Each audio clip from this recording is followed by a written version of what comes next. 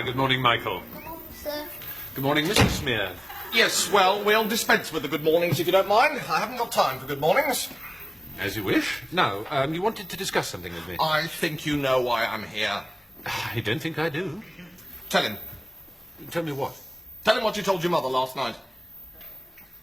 Come on. Sexual intercourse Can often bring up pregnancy in the adult female. can often bring about pregnancy in the adult female, yes. Yes? You heard that, did you? Yes? Yes, well, I'd like an explanation if it's not too much trouble. An explanation of what? An explanation of how my son came to be using language like that in front of his mother. Well,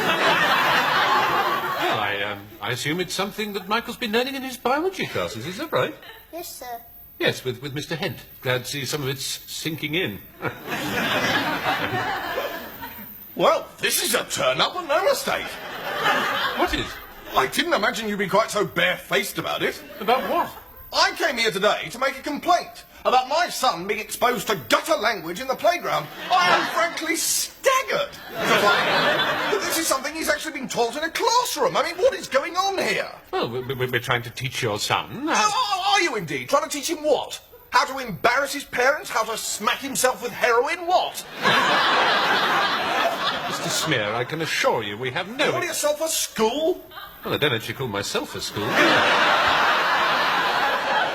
ashamed of yourself, filling a young lad's head with filth like that. Well, let me tell you something about the real world. You're here to provide a service. Well, that's quite right. Oh, well, that's quite right. Yes, well, I'm not happy with it. I'm not happy with the service you're providing.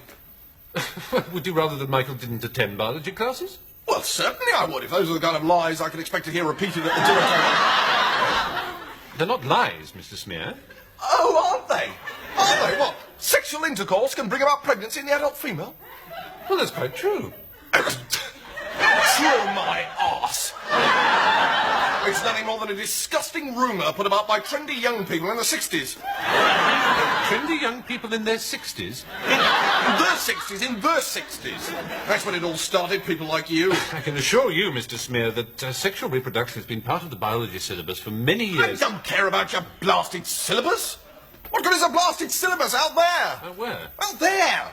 The Arkwright Road? Arkwright jungle, I call it. Well, what would you rather we taught your son? I would rather you taught him values, Mr. Casalingua. Values. Respect, decency, standards. That's what you're here for. You're not here to poison my son with a lot of randy sex talk. Michael definitely is your son, is he? Well, certainly he's my son. Well, then it's safe to assume that at some stage you and Mrs. Smear must have had sexual intercourse. Right, that's it. I've had enough of this. I'm going to knock some sense into you myself. Well, you're going to fight me now, eh? Yes, I bloody well am. I'm not going to stand for this. Well, do you mind if I do? Talking like that in front of the boy, you're a bloody disgrace. Mr. Smear, how can Michael be your son if you and Mrs. Smear have not had sexual intercourse? Michael is my son. Yes? In the normal way. And what, in your opinion, is the normal way to have a son? If you're trying to trick me into sexy talk, well, the normal way to have a son is to get married, buy a house, get properly settled in, furniture and so on, and just wait for a bit. Make sure you eat properly, 3 hot meals a day. 3 hot meals? Hot meals, yes. And Michael just sort of popped up, did he? Yes, well, of course, it's a few years ago now, but I think, yes, one day he was just there.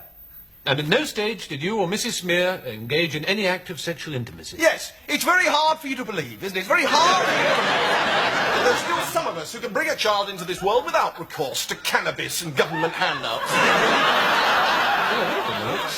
No, I bet you don't. It's not every day a consumer stands up to you and makes demands, is it? Well, not of this nature, certainly. No, well, welcome to the harsh realities of the marketplace, Mr. Casalingua.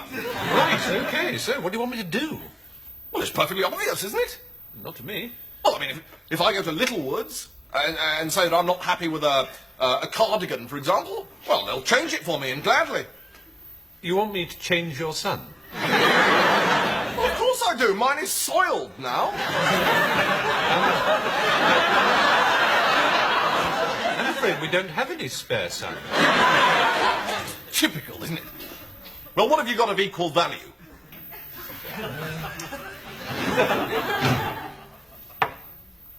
Oh, we have got some locusts in the biology lab. Locusts? Do I have your assurance that these locusts will not embarrass Mrs. Smear at table with foul language? How many of them are there? Well, there are 2 at the moment. What do you mean at the moment? They're married, you see, and they've bought their own cage and some furniture and have settled down and are having 3 meals a day. Hot meals? Warmish. So Mrs. Smear might one day become a grandmother. It's a distinct possibility. She'd like that.